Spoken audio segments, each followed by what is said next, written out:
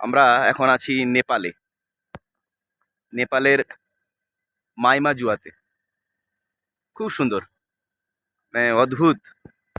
সকালের নিস্তব্ধতা পুরো প্রকৃতিকে এটাই জানান দিচ্ছে আর কিছুক্ষণের মধ্যে এক কোলাহল মুখর দিন শুরু হবে। এবং এই যে সেই কুকুরটা কালকে সারা রাত আমাদেরকে জ্বালিয়েছে, এখন নিশ্চিন্তে ঘুমাচ্ছে। এখানে লেপার্ডের একটু উৎপাত আছে, রাত্রের জন্য আমাদের বেরোতে বারণ করেছিল। আর আমাদের প্রণয় ভাই চা নিয়ে একদম সকালবেলায় আরও একটা বন্ধুদের মজার জিনিস দেখাই। এটা আমাদের হোমস্টে যেখানে আমরা ছিলাম।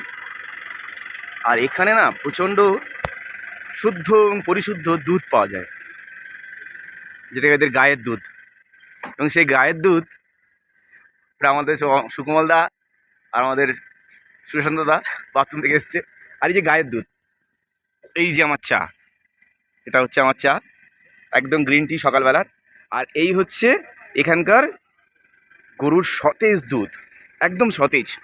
আমি একটু খুলছি কন্টেনারটা, এই যে এখানে নেই, এইটাতে আছে একদম সতেজ দুধ, সতেজ। এই তার কন্টেনার, সত্যি মানে অদ্ভুত। সকালবেলাটা এত সুন্দর। উপরে আরেকটা হোমস্টে আছে। সূর্য মামা এখন উঠতে দেরি করেছে, মামা বোধহয় ধামা চাপা দিয়ে গায়ে বসে আছে। খুব সুন্দর। আর এখানে প্রত্যেকটা বাড়িতে একটা ন্যাচারাল ফুলের বাগান আছে, ন্যাচারাল ফুলের বাগান প্রত্যেক বাড়িতে। সামনে এটা হোমস্টে, আমাদের এই হোমস্টের সামনে এটা আছে। খুব সুন্দর। আর এটা দোতলা। যারা হোমস্টে চালান ওনারা বোধহয় এখানে থাকেন। আর সঙ্গে একটা ছোটো কাউন্টার দোকান আছে, এই দোকানটাতে সঙ্গে থাকেন, বাড়ির সঙ্গেই অ্যাটাচ ব্যবসা। এবং শহর থেকে এত দূরে তারপরেও মানুষের বেঁচে থাকবার, রুটি রুজি চালাবার উপায় আছে। একা বেরিয়েছিলাম, কিন্তু সঙ্গে কতজন জুটে গেল। আসলে মানুষের মেশার ইচ্ছে আর তাগিদ যদি ঠিকঠাক থাকে, মানুষ সব কিছু মানিয়ে নিতে পারে। এই রুমগুলোতে আমরা ছিলাম।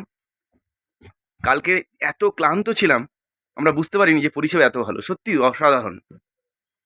মাইমাজুয়াতে এসে আমাদের সব রকম পরিষেবা, গরম জলের পরিষেবা, থাকার পরিষেবা, খাওয়ার পরিষেবা, কোনো কিছুতেই কোনো অসুবিধা নেই। এই যে ওনাদের রুম। আর এই রুমটাতে হচ্ছে আমি ছিলাম। এটা হচ্ছে আমাদের রুম। এই যে এটা হচ্ছে আমার বিছানা, এই আমার চার্জার, বেশ সুন্দর। আর বন্ধুদের আরও একটা জিনিস দেখাই, সেটা হচ্ছে এখানকার ডাইনিং রুম।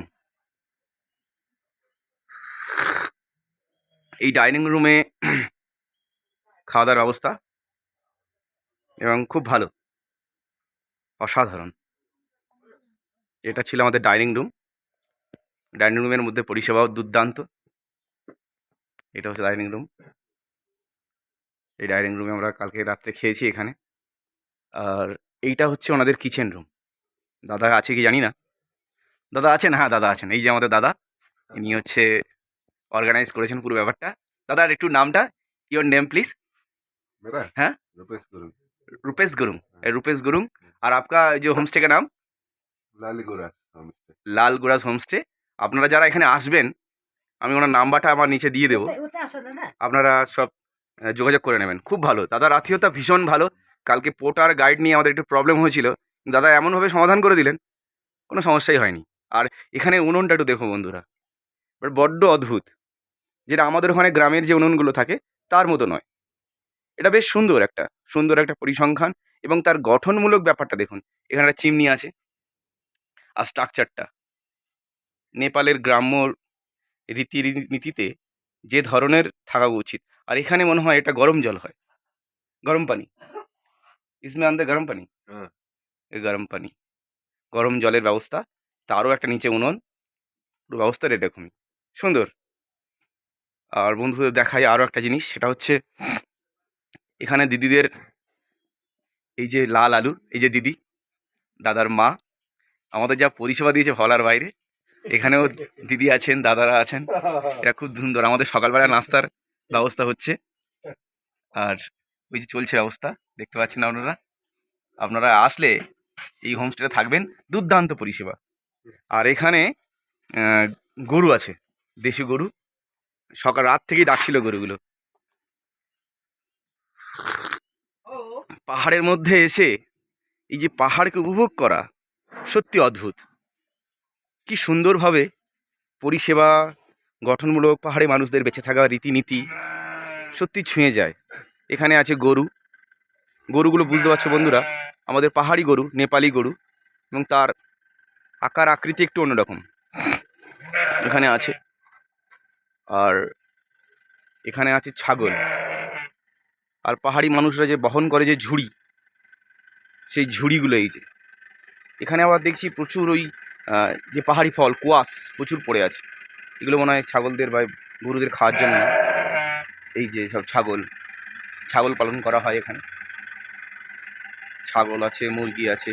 পাহাড়ি মানুষরা খুব আত্মনির্ভর। তারা কখনো কোনো কিছুর জন্য পরনির্ভর নয়, নিজেদের উপর তারা বিশ্বাস রাখে, তাদের পরিশ্রমের উপর বিশ্বাস রাখে, তাদের সংস্কৃতির উপর বিশ্বাস রাখে। এগুলো মনে হয় ভুট্টার ছাল, যেগুলো ছাড়ানোর জন্য ওনারা রেখেছেন, ছাড়িয়ে হয়তো জ্বালানির কাজে ব্যবহার করা হবে। আর আছে মুরগি প্রতিপালন করা হয় এখানে। আমাদের যে ডিম দেওয়া হয়েছিল, মুরগি প্রতিপালন করা হয়। খুব সুন্দর। একটা মুরগি এই ছেড়ে গেছে, ডিমগুলো দেশি মুরগি। একটা মুরগি ছেড়ে গেছে। আর হচ্ছে এই যে নেপালি গাড়িটা ইন্ডিয়ান ব্র্যান্ড, কিন্তু নেপালি নাম্বার দিয়ে গাড়িটাকে দেখতে একটু অদ্ভুত লাগছে, যেটা আমরা এভাবে অভ্যস্ত নই। আর এই যে হাঁটার লাঠি, এই হাঁটার লাঠি নিয়ে আমরা চলি। ওপর থেকে আর একজন, ওই যে ওপরের হোমস্টে আছে সেখানে সুন্দর, আমাদের সব টিমমেটরা এখানে আছে। একা কেউ কখনো থাকে না। আমি যে ভাবি আমরা যে একা, পৃথিবীতে একা নয়, বেরিয়ে পড়লেই মানুষ তোমার সঙ্গে আছে। তোমার আত্মীয়তা, তোমার বন্ধুত্ব, তোমার আচরণ, সব দ্বারা পৃথিবীতে আমরা কাউকে না কাউকে জড়িয়ে নিতে পারি। দাদাকে একটু করে বলি, সুকমল দা একটু আমাকে দেখাও তো। আজ সুকমল দাকে একটু দেখিনি। আমাদের প্রণয় দা, সুশান্ত দা এখনও গামছা পরে ঘুরছে, গামছা ড্যান্স।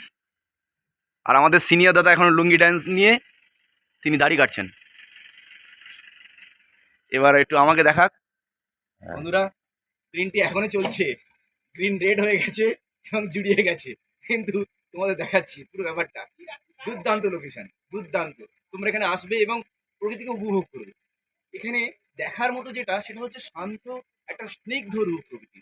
প্রকৃতি যে এত শান্ত স্নিগ্ধ রূপ দিয়ে মানুষকে অভ্যর্থনা করতে পারে, এখানে না আসা জানা ছিল না। সারাদিনের যে ক্লান্তি সকালে উঠে কিন্তু কেটে গেছে। আর রাত্রিবেলা একটুখানি আসার সময় তোমার একটু সাবধান থাকবে, চিতাবাঘের উৎপাত আছে। হোমস্টে থেকে একা একা না বেরোনোই ভালো। এবং আমি কালকে বেরিয়ে পড়েছিলাম যে দাদা ভিডিও করছেন সুকুমালদা, তিনি বারণ করতেই আমি আবার চলে আসলাম। হ্যাঁ, দেখলাম চিতাবাঘের উৎপাত এখানে আছে। ভালো থেকো, টাটা।